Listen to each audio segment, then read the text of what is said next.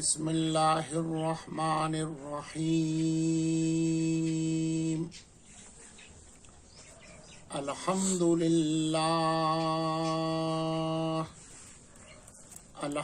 للہ وکفی وسلام علی عبادہ الذین اصطفی اما بعد فاعوذ باللہ من الشیطان الرجیم بسم اللہ الرحمن الرحیم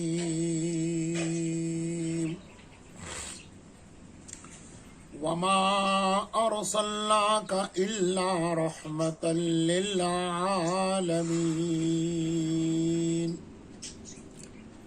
سبحان ربک رب العزة عما یصفون وسلام علی المرسلین والحمد للہ رب العالمین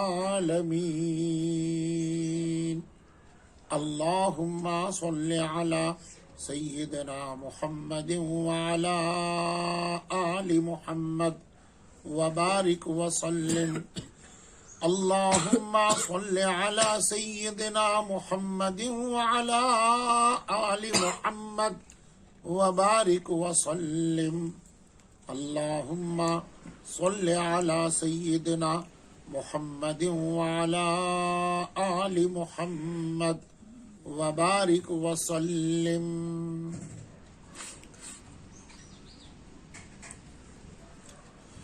سیرت طیبہ کا وہ عنوان جس میں آپ صلی اللہ علیہ وسلم اپنے گھر سے باہر نکل کر اپنے بھائیوں کے ہمراہ جنگل میں جا رہے ہیں، بکریاں چرا رہے ہیں، بیٹھ رہے ہیں دن بھر اور عجیب عجیب منظر رونما ہو رہے ہیں۔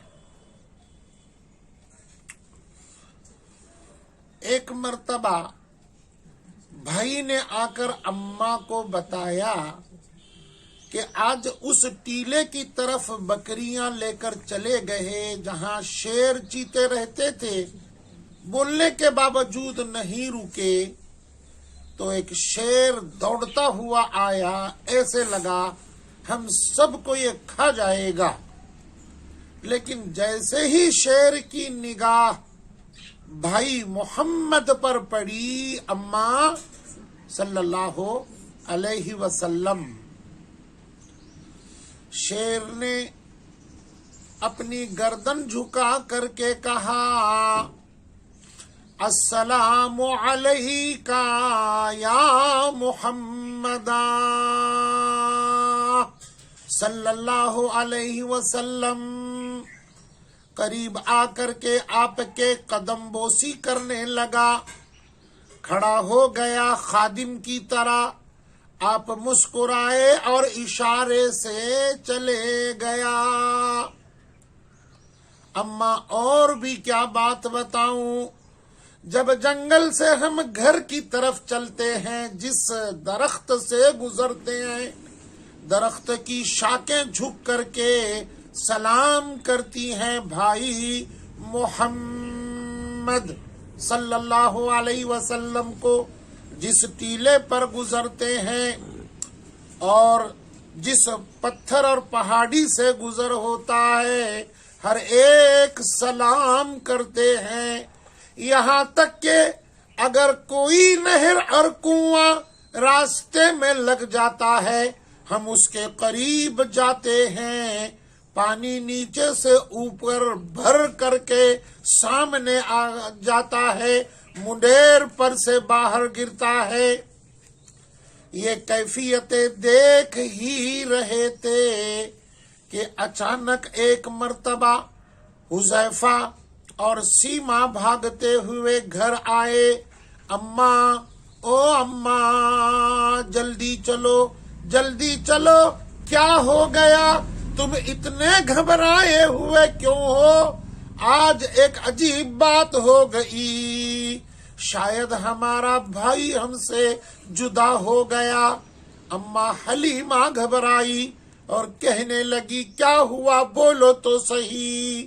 2 آدمی آسمان سے آ کر بھائی محمد کو قتل کر گئے، شہید کر دیا۔ اما حلیمہ گھبرائی، اپنے خاوند حارث کو لے کر چلی گئی۔ جاتے ہوئے اپنے بستی کے لوگوں کو چیخ کر کہا، ساری بستی کے لوگ بھی جنگل میں پہنچے۔ کیا نظارہ دیکھا انہوں نے، کیا کیفیت دیکھی انہوں نے، اللہ اکبر کبیرہ۔ ایک طرف بکریاں خوب گھاس کھا رہی ہیں، چر رہی ہیں، اور ایک طرف ایک ٹیلا ہے پتھر کا، اس کے اوپر بھائی محمد صلی اللہ علیہ وسلم نور نظر، شمس الضحیٰ، خیر الولا، بدر الدجا، رحمت دو عالم حضرت محمد رسول اللہ صلی اللہ علیہ وسلم کھڑے ہوئے مسکرا رہے ہیں، والضحیٰ کا مکھڑا دکھا رہے ہیں۔ روشنی بڑھ گئی ہے، اجالا بڑھ گیا ہے، حسن نکھر کر کے آیا ہے۔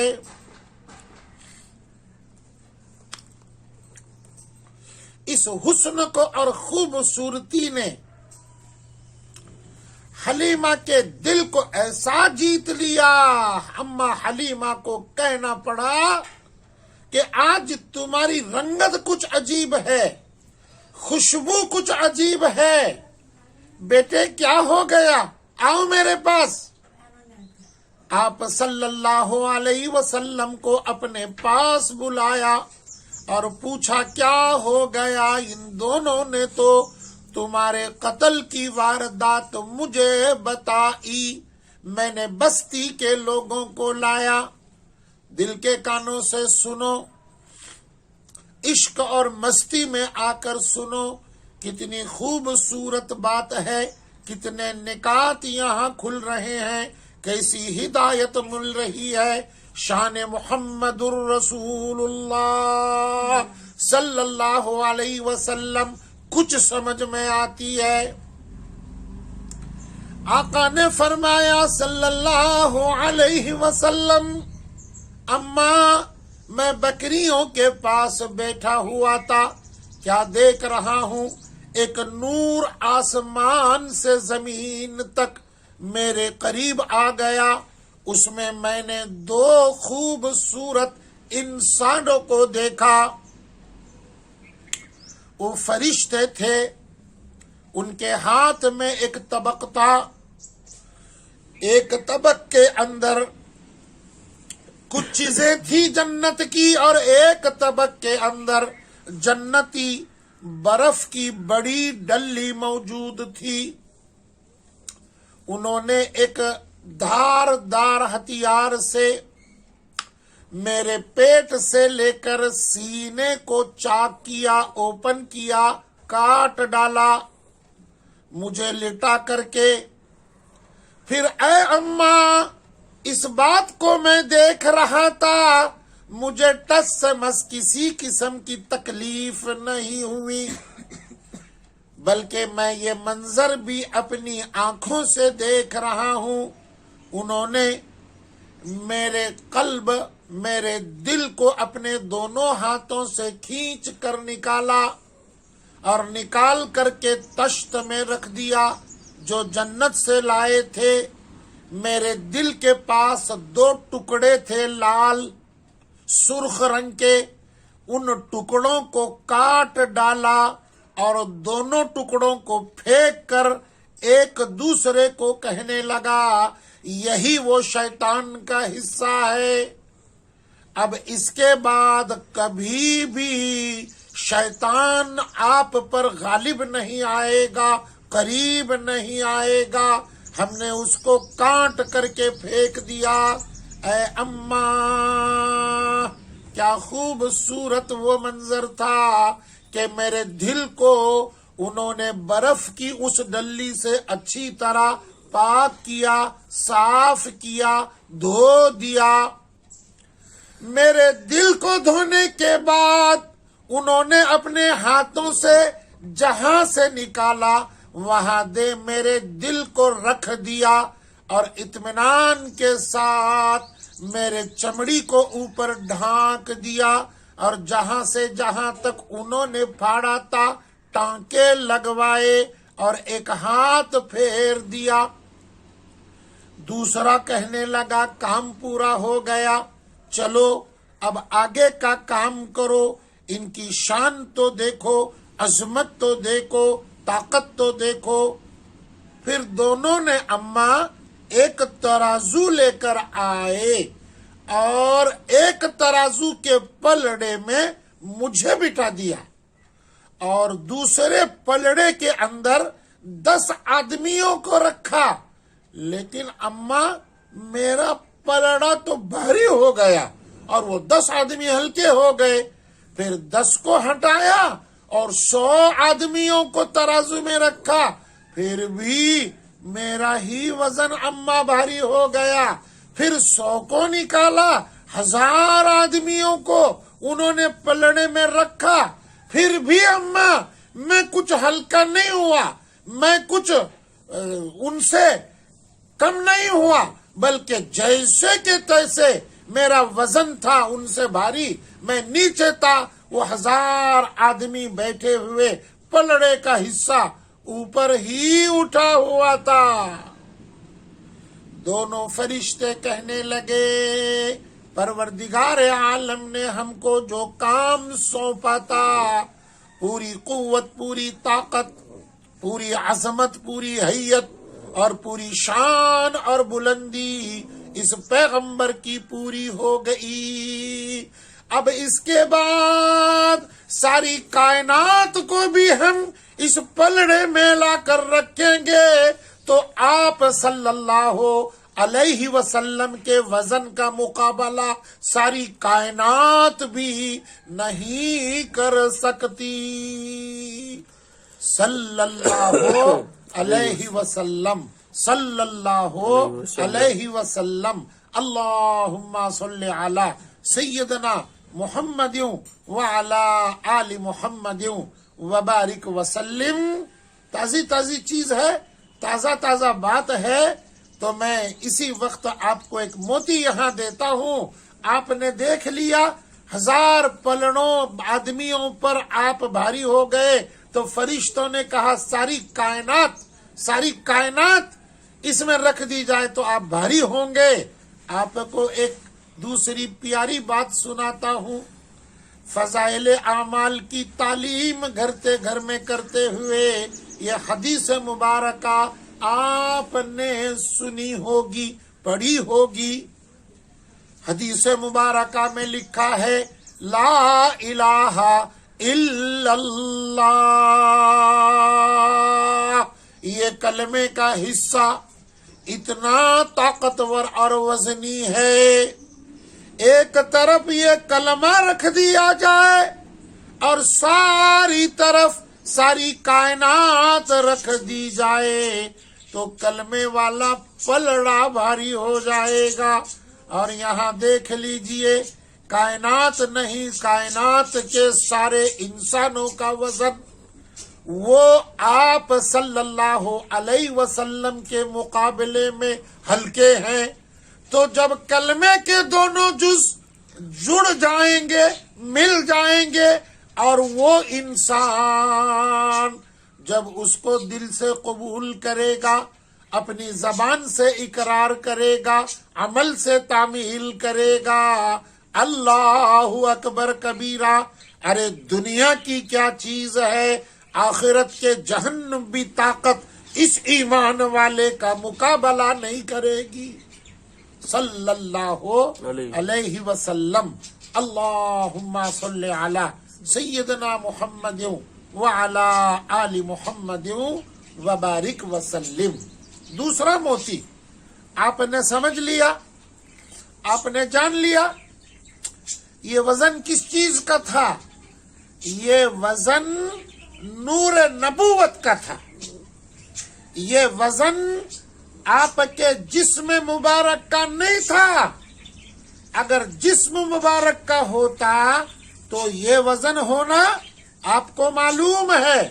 ہجرت کے موقع کے اوپر صدیق اکبر نے آپ کو اپنے کندھے پر بٹھا کر 2500 فٹ کا وہ چڑھان اور وہ غار کے اندر آپ کو لے کر چڑھے ہیں۔ وہ تو آپ کے جوانی کی قوت تھی اور یہ تو آپ کے 4 سال کی عمر ہے۔ یاد رکھو، یہ نبوت کی طاقت ہے، ایمان کی طاقت ہے، توحید کی طاقت ہے، رسالت کی طاقت ہے۔ یہ اس طاقت کا وزن ہے۔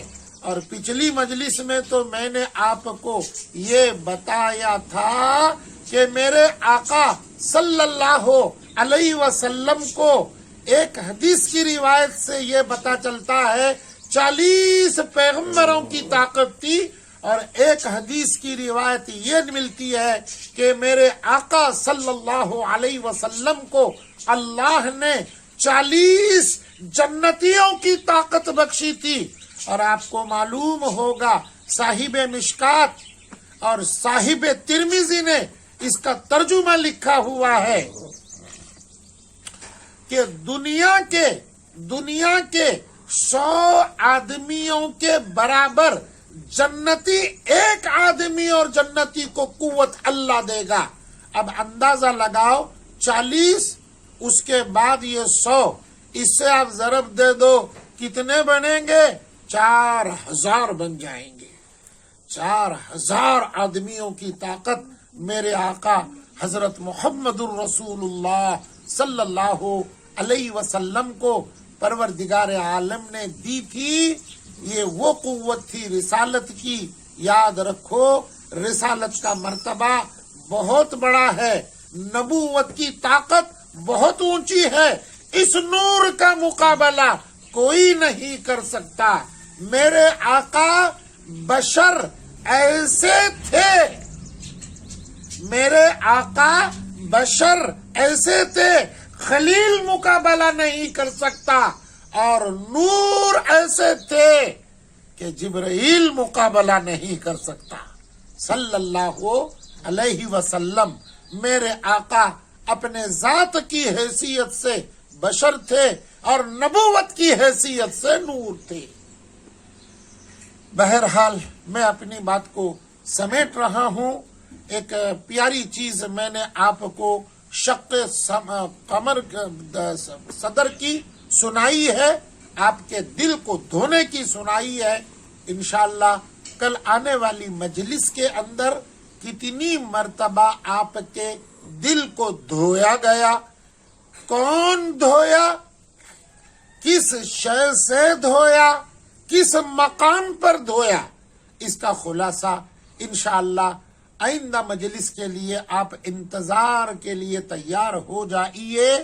میں اپنی بات کو اس دعا کے ساتھ سمیٹتا ہوں، پروردگار عالم اپنے فضل سے جب ہم کو آپ کا تذکرہ اور تعریف کی توفیق عنائی ہے بولنے اور سننے کی، پروردگار سے ایک دعا یہ بھی ہے، اللہ اس نورانی نور تذکرے کو سن کر ہمارے دل میں، جسم میں، رگو ریشوں میں، حصے میں ایسا اجالا عطا فرما کہ اسی اجالے کی برکت سے ہم اپنی زندگی اور اپنے زندگی کے ہر حصے کو منور فرمائیں۔